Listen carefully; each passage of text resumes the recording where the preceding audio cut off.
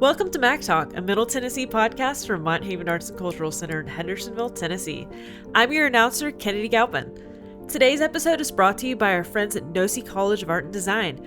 Located just north of downtown Nashville, Nosy is the perfect creative oasis for art students and teachers to collaborate and learn. Thank you, Kennedy, and welcome everyone to Mac Talk. I'm your host, John Pitcher. We like to think of the Mac as a cultural town square where we encourage everyone to be their creative best. So, Kennedy, what sort of creative things have you been up to this week? Oh, lately I've been getting back into inking, like while I'm drawing. I've been a little bit slow about it, and so I've decided to start timing myself. I give myself an hour. Okay. Is that enough time? Yeah. Okay. It makes me not get distracted because I have a struggle with that, I would say. Okay. And you still don't have gotten your Switch 2, right? No, I haven't reserved it yet. What are you going to do? I'm probably just going to wait till it comes out. Okay. All right. See what happens. And with you're going comic book shopping today? Yeah, I think so. It's Wednesday. It's it Wednesday. Usually means new comic books. Yeah, so. that's your addiction, right? I'd say one of them. One of your addictions? All right.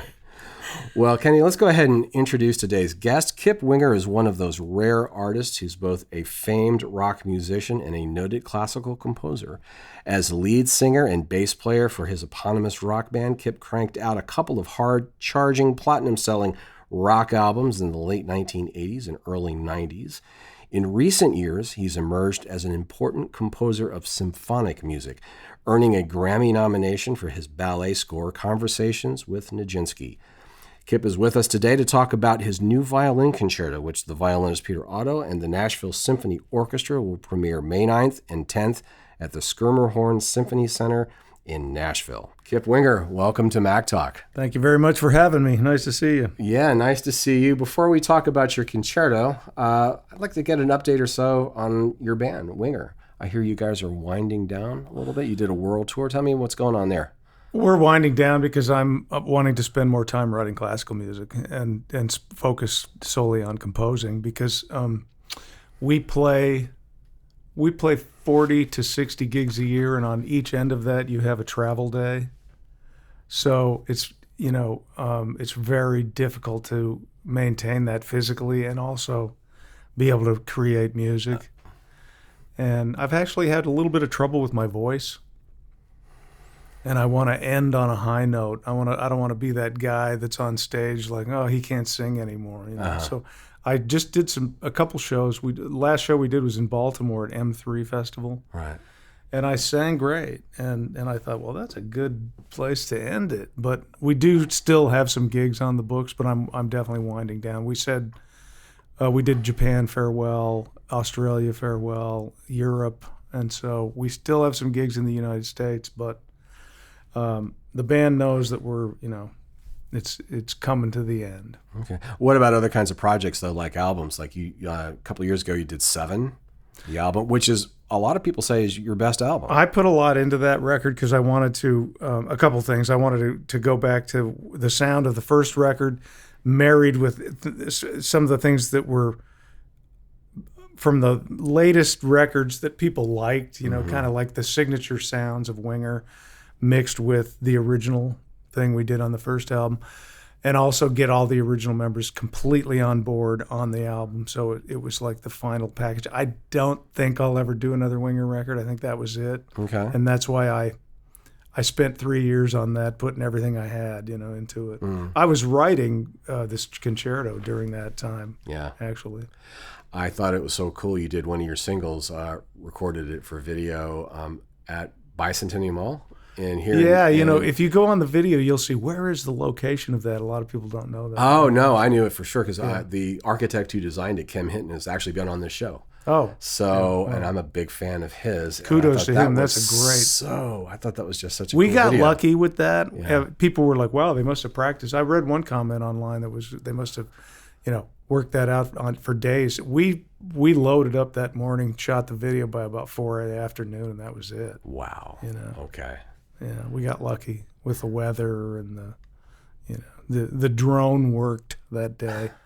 So that's my favorite tune on that album, by the way. That is a great tune. What does the band think of winding down? Are they ready for this? 'Cause I know they do other stuff too, right? They all do other stuff. Reb is the one who really was born to be on stage and is not ready to stop performing. Rod is 72. He's talking about Berkeley. Rod's taught at Berkeley for 20 years, and then he still does an online class there. So he's very active in the education sector. But he's to the point now where it's really tough to do that set at 72 and keep up the travel. Paul's ready to knock it off, and John is in Starship. So John's the youngest and still has yet to catch up to the rest of us with our with our crutches. Right. But they're all good with it. They understand what I want to do. I'll still do solo records and a few. I've got about a double album worth of solo music, so I'll be doing that. But for the most part, I just want to compose. Yeah. We're speaking with composer Kip Winger, whose new violin concerto will be performed May 9th and 10th by the violinist Peter Otto and the Nashville Symphony Orchestra. We'll be right back after this important message. NOSI College of Art and Design reminds us that arts education is an essential part of a balanced student. It helps students develop creativity, critical thinking skills, and problem solving. NOSI is a college built around your imagination. Find them online at www.nosi.edu. We're back with composer Kip Winger. Well, let's talk about your background as a classical composer. I know a lot of popular composers over the decades, the centuries, have tried their hand at it. They've dabbled at it. Even as great a composer as Gershwin, though, had to have help. Freddie Gruffay came in and did his orchestrations for him, at least in the Rhapsody in Blue. And some of these guys don't do any of it. Tell me a little bit about your background, though, because you do everything, right? I do. I feel like if you don't do everything as a classical composer, you're kind of faking it. I didn't want to be one of these pop guys who was like, "Ooh, I want to do classical," and then hire out the great orchestrator. Right. But it's really just because I'm more of a music theory, orchestration, composer geek. I told the story a lot. Early on, I took ballet when I was 16, and I heard all this music that I hadn't heard before. And all the great pieces that everybody always refers to in concert halls were originally ballets. Rite of Spring, a lot of Tchaikovsky music, Afternoon of a Faun. I could go on and on and on and on with the great symphonic ballet music. And I wanted to write for dance. And I was in a rock band, and I was, quite honestly, I was just too afraid to do it. I thought, man, I'll never, no orchestra will ever play my stuff.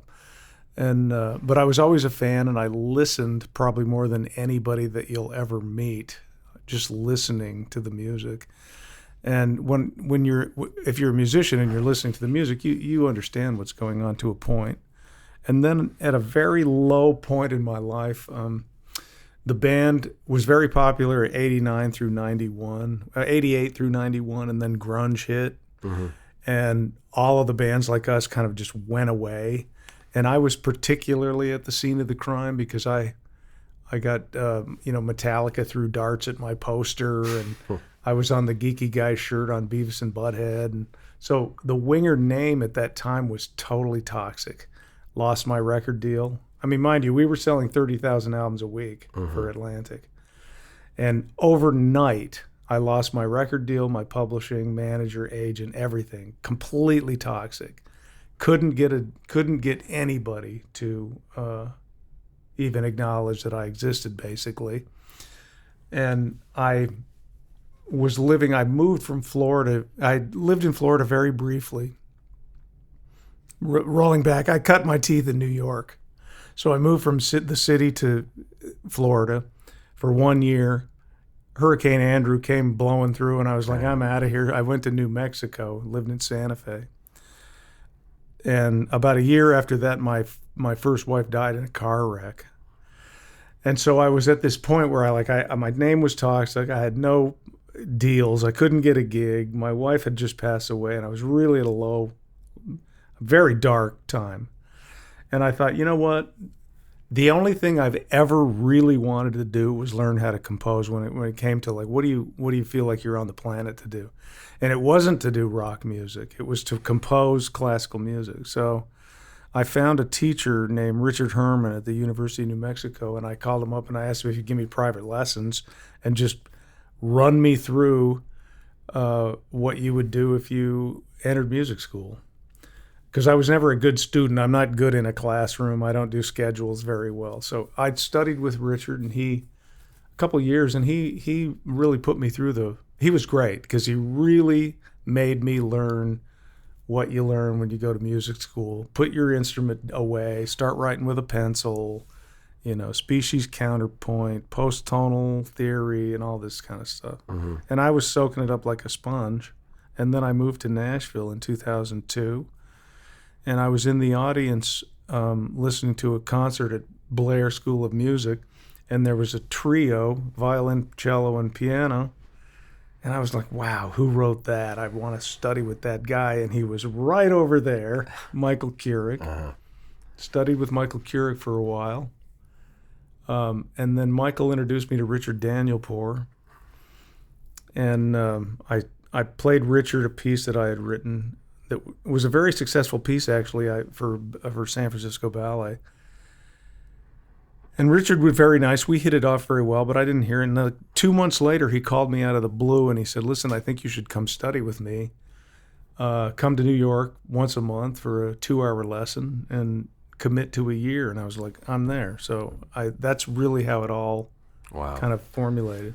I can remember, I think it was the late 80s or early 90s, I heard my first Richard Danielpour record. I think it was Anima Mundi for orchestra, which... That was a dance piece. Yeah, it was a dance piece. And I didn't know that people were still writing that kind of music. It really had a big impact on me. It blew me away. But of course, what was really fascinating is that this is somebody who, to me, who seemed to be coming out of that Rimsky-Korsakov school of just knowing exactly what color to use, and he's Korsakov, Stravinsky, all those guys. Well, I mean, Richard, I think, is one of the greatest living orchestrators. Mm-hmm.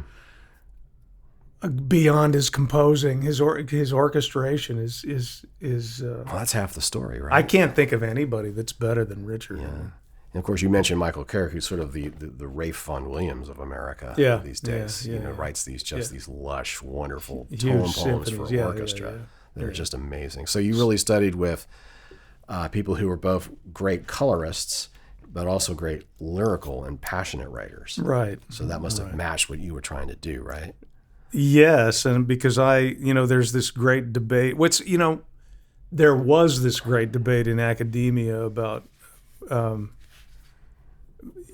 kind of music by numbers more than the melodic, kind of neo-romantic music. And I really engage in that debate a lot because I'm fascinated by post-tonal and atonal music and all of that. I think, but it's really, really hard to make it sound beautiful. Mm-hmm.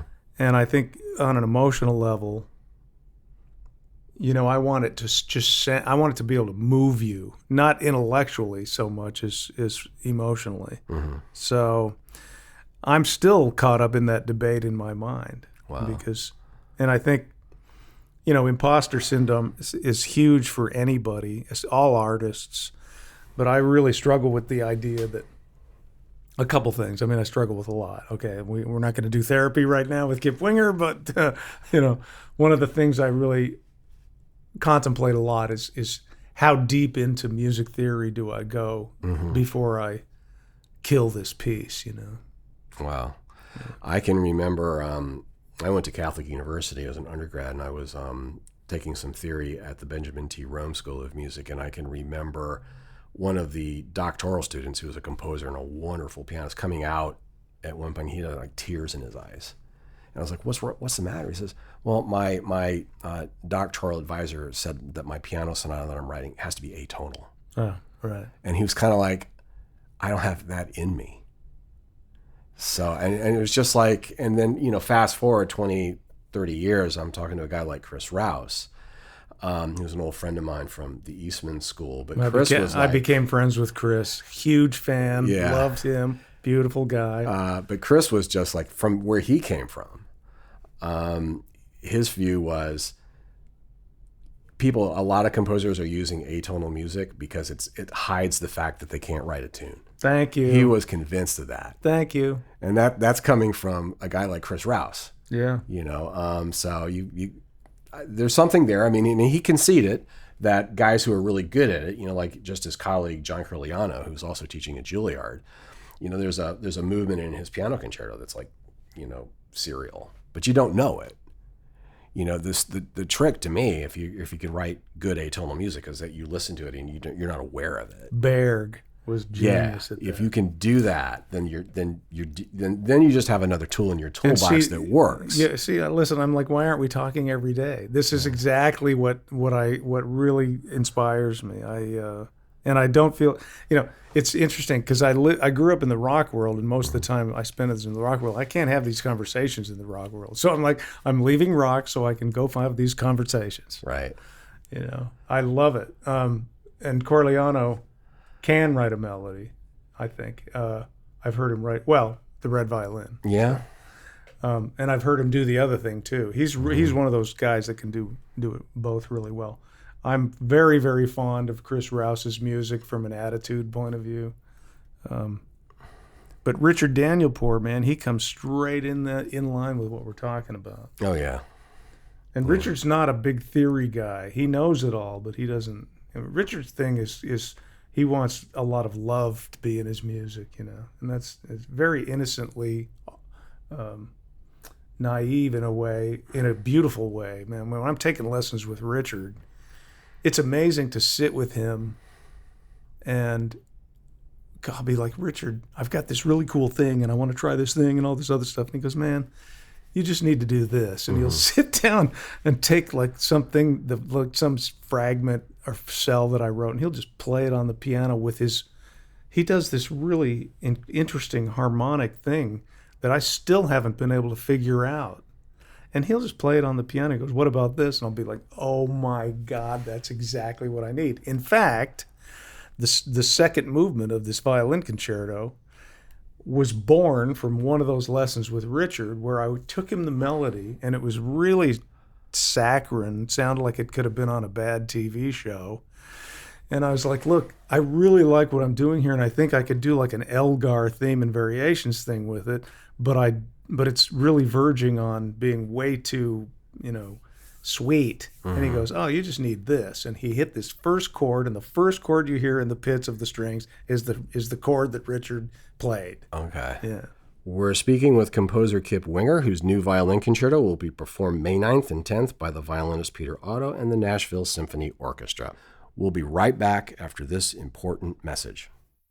Creativity involves breaking out of established patterns in order to look at things in a different way. Nosy College of Art and Design reminds us that creativity consists of rearranging what we know in order to find out what we do not know. To think creatively, we must be able to look freshly at what we normally take for granted. Nosy, a College of Art and Design. If people say you're different, welcome home. Find us online at www.nosy.edu. We're back with composer Kip Winger. Well, let's talk a little bit about the violin concerto. That's what we're here for. I luckily had a chance to listen to a rehearsal, part of a rehearsal. And whenever I'm hearing a new concerto, the one thing I'm listening for initially is whether I'm actually hearing an argument. Is there an exchange going on between the orchestra and the soloist, in which they're kind of like dealing as equals a little bit. Not always, but I don't want to hear like an papa accompaniment in the orchestra. I'm trying to see, is there what's going on? One of my favorite titles for a concerto was actually a joke. It was the P.D.Q. Bach, aka Peter Schickele, once wrote a concerto called the Concerto for Piano Against the Orchestra. And but I think he was onto something, that there really needs to be something going on in exchange, something a little different with each one. And I think I'm hearing that with you, especially in the orchestra textures. And I won't give anything away because I know a lot of people are going to come to this weekend. Oh, give it. But my gosh, the chords you're talking about, the dark textures. I'm hearing some of these dark textures and really some dissonant chords in the orchestra, going up against this violin, which is very sometimes very ardent, but also very virtuosic and fiery. So I do hear that sort of little bit of a contest going on. Yeah. Tell me a little bit about what your thinking was for this. Well, I mean, first of all, I have to pay a huge tribute to Giancarlo Guerrero, who commissioned me for 2 pieces. Yeah. And believed that I could grow the skill to do them both. Uh-huh. And when he said violin concerto, I was really in a panic because I thought, oh, how many great violin concertos have come before this, and why should I write one? Right. That was really what was going on. Uh-huh. And then I thought, well, wait a minute. I've worked with a great guitar soloist for 30 years. And so what I can bring to it is that experience of working with in my opinion, one of the greatest living shredding guitar soloists. Yeah, Red Beach, if we can just say his name again. And I've worked solos time and time again with him, and I thought, okay, well, I'm going to take some of that spirit and transfer it into this piece. Now, first and foremost, I like to work with themes, so I was trying to come up with different themes for the piece. And normally a violin concerto is in 3 movements, so I wrote 3 movements, and I thought this is not complete, so I had to write a 4th movement. And I know I'm not answering your question completely. And I did do some call and response stuff in this thing, and it's not really an argument though with the orchestra. Mm-hmm. It's really the orchestra backing up this, kind of rock star soloist, and Peter Otto plays this so I couldn't ask for somebody to play this better. I mean, I don't know, you were in there. I mean, especially and he made a lot of comments because the guitar is tuned differently than the violin. Right? So I'm doing some things that just weren't working on the violin, and here comes Peter to go, no, man, we gotta take that note out, or you gotta add this, or So I learned a lot from Peter.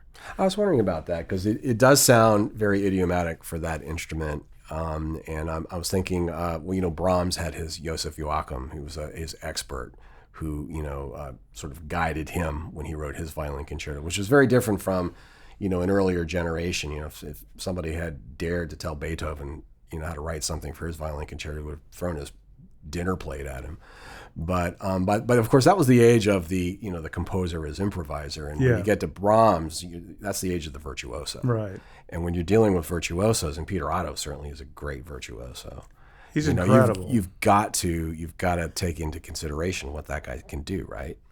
I did, and I on the other hand, I was like, okay, I'm just going to write what I hear here, and we did, there was a Mozart moment when it was like, dude, there's too many notes, for sure, because I didn't have a handle on the fingering of a violin, right? So we worked out a lot of that stuff, and it's not far from what I originally wrote, but he was extremely helpful when it came to how it sits on the violin, for sure.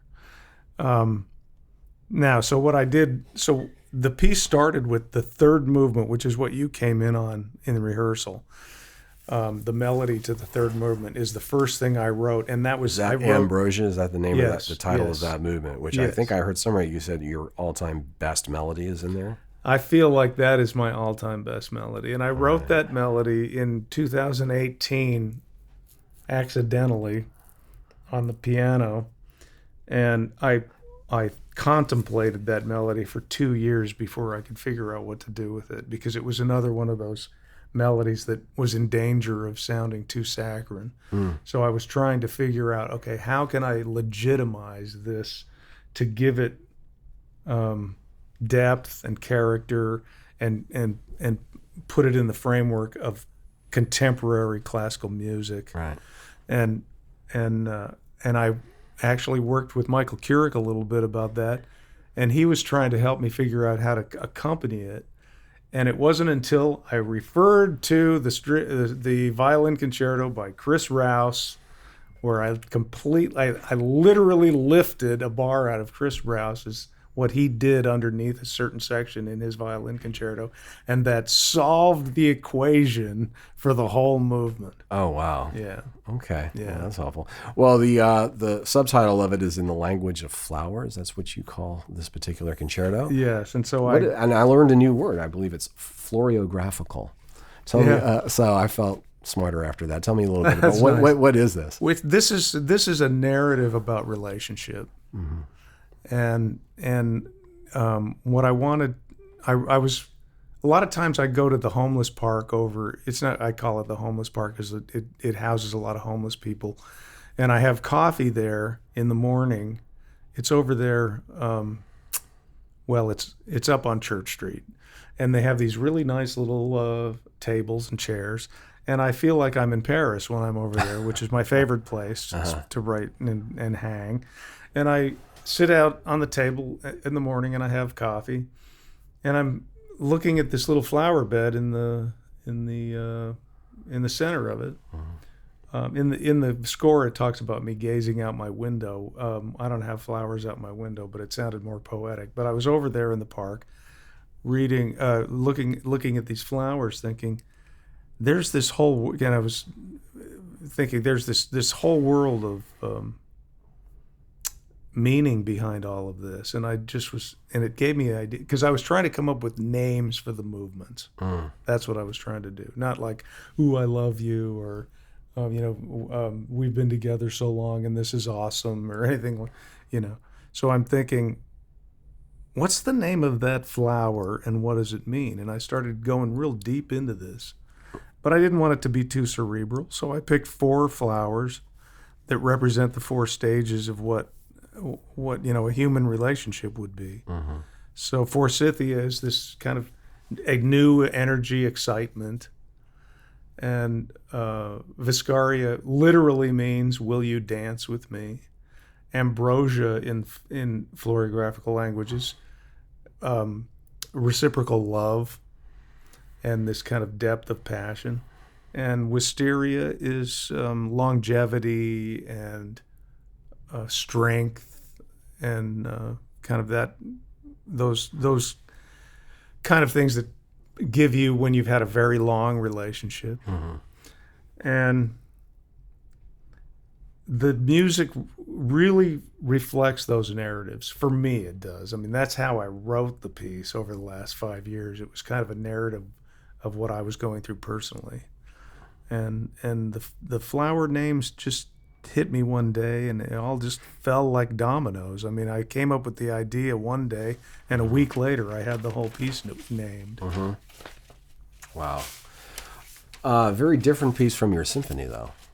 Very I different. thought. I mean, Very talk different. about a very different B-side to your. I guess this is going to come out on Access at some point. I hope. I really hope so, because I want to hear that. I'm interested in how you hear that. Actually. Yeah, but it was just very, very different. Although you use certain, ideas, certain prompts to kind of get your juices flowing. I guess in this case it was flowers. In the case of Atonement, which is a symphony number 1, you start off with an SOS signal. Yeah, but it sounds very different. It's a very, very different approach to the music. That's really interesting, because I wonder if that's a bad thing. I don't think that's a bad thing. If you hear my voice within the differences, then it's okay. With the symphony, it was a person hears Morse code messages from his own lost soul, mm-hmm. and that was a excruciating journey. The first symphony, and so this is very different in its nature of mm-hmm. how of the phase of my life that I wrote it in. And the other thing that's really difficult, and I've contemplated this, I'm like, oh my God, I really want to write another violin concerto, because now I understand this. And then I think, no way I'm ever going to write another violin concerto, because it's so much different. And working with the orchestra, you don't have to write around the instrument to make sure everyone can hear it, kind of that thing. But I think I do want to write another one because it's very exciting to work. The most exciting part of this was working with another virtuoso. Well, not that I'm a virtuoso, I'm a humble student, but Peter is a virtuoso, and I was working with him, and that was like being in a band with my band. You know, we had a collaboration. It was a real collaboration. So probably what you're hearing is that the orchestration is quite a bit different. Like, for example, on the first symphony, I used 5 percussionists. In this, there's only 2. And I really kept it minimal in the brass because the brass can blow you away, and you really got to be careful. Well, they use the brass very well. It's very dramatic. Yeah, thanks. I mean, that was the hardest thing to learn for me in an orchestra was the brass because, you know, one trombone at forte can blow away the whole string section. Right. You know? Yeah. We're speaking with composer Kip Winger, whose new violin concerto will be performed May 9th and 10th by the violinist Peter Otto and the Nashville Symphony Orchestra. We'll be right back after this important message. Nosy College of Art and Design reminds us that arts education is an essential part of a balanced student. It helps students develop creativity, critical thinking skills, and problem solving. Nosy is a college built around your imagination. Find them online at www.nosy.edu. We're back with composer Kip Winger. Well, I'd be remiss if I didn't ask you something about, you wrote a musical, I believe, Get Jack.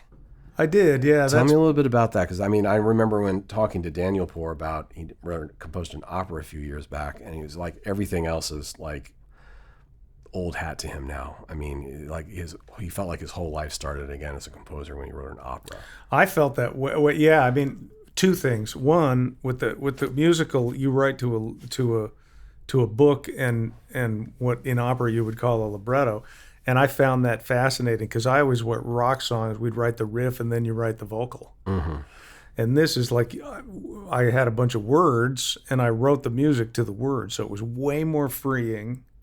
And I want to do a lot more of it because I've written a lot of songs, and I think I'm really good at that format. Mm-hmm. But more particularly, I'd like to go do opera because I really would like to work with opera singers. Mm-hmm. In fact, I'm actually working on a project with Hila Plitman. Oh, yes. Yeah. Oh, I know that. She asked me to write a string arrangement for a project that she's doing. I did that, and we really like the energy between us artistically, and I'm trying to come up with a way to write like an orchestral piece for soprano vocal.